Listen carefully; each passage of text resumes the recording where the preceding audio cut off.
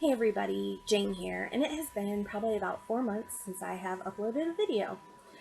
I can't promise more frequent videos, I'm hoping, but I have been in a bit of a funk, both creatively and reading for a while. So this video is actually not going to be like a wrap-up per se. It is going to be my most recent reads. So it has been a while, and these are the books I've read most recently.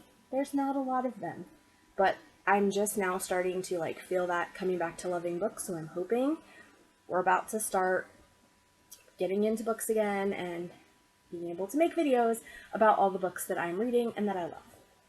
So the first book I read on my list is 8 Perfect Murders. And this is actually one of my more recent reads. I read it in December as an audiobook while I was doing some traveling for the holidays. It is about a guy who owns a bookstore, a mystery bookstore, and he wrote a blog years ago on their website titled 8 Perfect Murders, and it lists books that he thinks had, quote, perfect murders in them. So murders that would be hard to solve and that, if we didn't have really amazing sleuth detectives in each book, would have gone unsolved, and if they happened in real life, would have been, they wouldn't have been caught. He is approached by a member of the FBI who says that she believes that there's some murders happening following his blog post, and that he may be connected, it might be somebody he knows, or he might have some connection to these murders.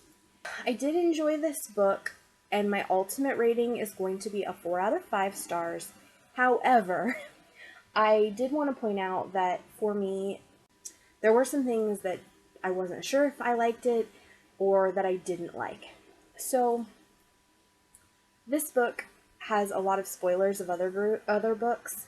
The listed books in the blog post, you get a lot of spoilers, not necessarily whodunit, in some cases whodunit, but at least what the murders were or how things turned out. So if you hate spoilers, this is not the right book for you. I wasn't bothered by that because I don't mind spoilers, and I'd read some of the books on the list already. And also, I just love books about literature, so that part didn't bother me, but some other people, it did. I'm part of a book club, and we talked about this book at length, and I know that was one of the complaints was, in some cases, it spoiled books that, people hadn't yet read. I really loved the beginning of this book until pretty close to the end. So I listened to it on audio. It was 7 discs long, and about disc 6, I started being like, oh, I'm not sure I like this so much anymore. And the end happened, and I had some feelings about the end. So, because I don't want to spoil anything, what I'll say is if the ending is to be taken literally, I was kind of let down by it. But if there is some depth or some nuance to the ending, and a couple of the people in book club, including myself, felt that there might be, then this book is a little better. It is worth reading, I think, if you like mysteries, and if you don't mind being spoiled for other mysteries, and if you love books about other books. So it was good. It was interesting. I had some issues with some of the stuff in it. But definitely worth a read for mystery lovers. The next book is Murder on Wall Street. And I don't know why I've been on a bit of a mystery kick. Mystery is kind of my go-to genre anyway, and I think, especially because I'm struggling to read, I want the stuff that really will pull me in. So this is the most recent of the Gaslight Mystery series by Victoria Thompson, and I have read all of these books. They are very, very good. These books follow Frank and Sarah, who met in book 1 as he was a member of the police force, and he was trying to solve a mystery, and he needed her expertise. Sarah is a midwife. And they have been together solving mysteries since book 1. These books, I do feel like you need to read in order, which is not the case with all mysteries. A lot of mysteries you can kind of jump in and out, read a book here and a book there. This mystery series has a very strong character arc, and so I feel like reading them in order is important. This was a nice solid 4 for me.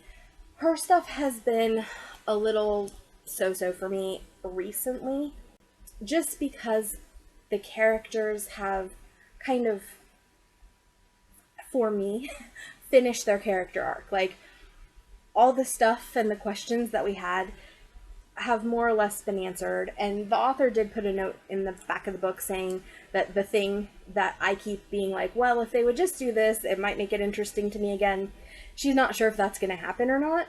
So I'm just a little bit like, I like the series, I like the characters, but it doesn't have the fuel it used to. However, this one was actually pretty good mystery-wise. I should tell you what it's about because, you know. So this is about a gentleman who is murdered in his Wall Street office, and he is not a great guy.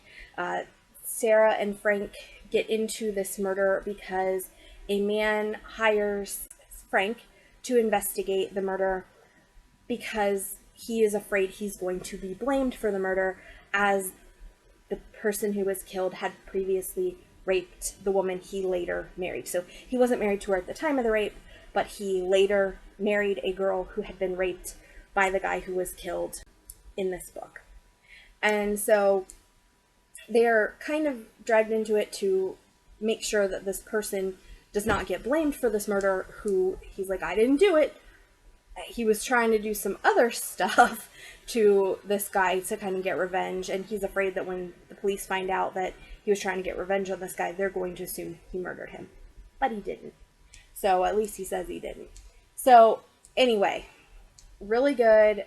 One of the better mysteries recently. Like I said, for me, some of them have kind of been eh. And with the characters' arcs kind of being finished, I need a little bit stronger of a mystery now to stay invested. Before, when I was really into it for the character arcs, the mysteries were kind of on the side, something to do, that's fun, that's neat, but I was really just wanting to find out what was going to happen with Frank and Sarah. And as I said, at this point in the series, and this is like 20-some books, like we are a good ways in, I'm just kind of like, I need a better mystery now. And this one delivered. The next book, Murder Gets a Makeover. This is the most recent Janie Austen mystery. Janie Austen is a writer who is not very successful. She writes a lot of commercials, freelance stuff, just isn't winning at life. She is also a plus-size girl, or at least a bigger, fluffier, couple extra pounds type girl in California, I think in LA, where, you know, beauty standards are very high. So she meets a fashionista, I guess would be what you call her, a lady who does like fashion and is going to make her over. And that woman is killed. And so Janie has to figure out who killed this woman, who was a terrible person and basically everybody wanted murdered, kind of a typical cozy mystery. So this is her cat, Prozac, the best part of the series. And Prozac had a rather interesting storyline in this book as well. She had rescued a child and was trying to deal with the fallout from that. So these books are funny. They are fun to read. They're not necessarily great mysteries. I thought this one was pretty good. I didn't guess who the killer was. And I really liked a lot of the things that happened in this book. It was funny, and these usually are. It was a little over the top, which can be a bit much for me, but I still would give this one a 4 out of 5. It's one of her good ones. The next book on my list is actually my only DNF recently, and that is Before You Leap, A Frog's Eye View of the World's Life's Greatest Lessons. Here's the deal. This wasn't a bad book.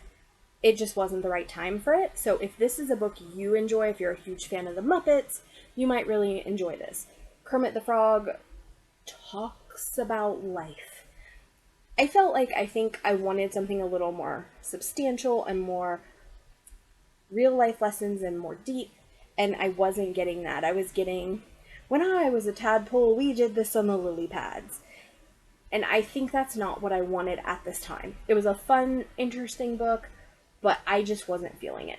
but you might really enjoy it. If you're wanting something light and Muppet-esque, this might be what you're feeling. It just didn't work for me. The final book on my list, and I think it ended up being what I wanted as opposed to the Kermit the Frog book. I was in that mood. The Kermit the Frog book wasn't hitting. This one did.